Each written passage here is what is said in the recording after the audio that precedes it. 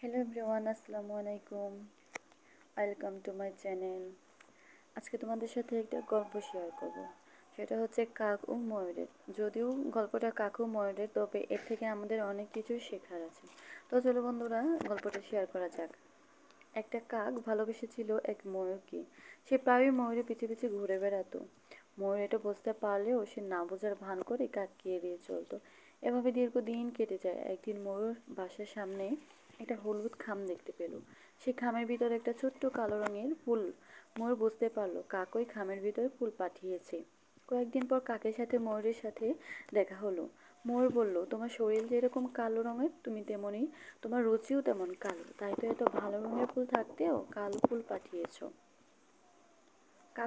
কাক ময়ূরের কথা শুনে দুঃখ পেয়ে চলে গেল। বেশ কিছুদিন ময়ূর আর কাকের দেখা পেল না।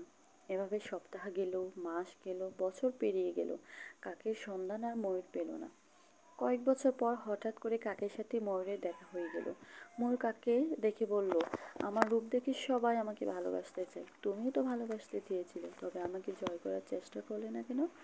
কাক জবাব দিল, তোমার সাথে জীবনে আমার একদিন কথা হয়েছিল।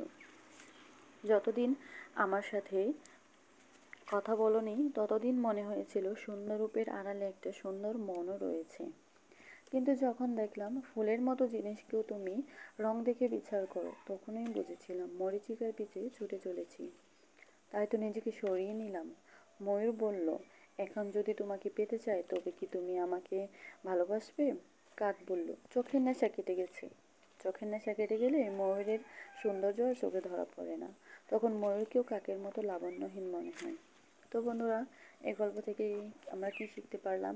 যে কাউকে অবহেলা করা ঠিক নয়, কারো চেহারা দেখে কাউকে বিচার করা ঠিক নয়। কুৎসিত চেহারার পিছনে যে একটা সুন্দর মন লুকিয়ে আছে সেটা এই গল্পেই বোঝা যায়।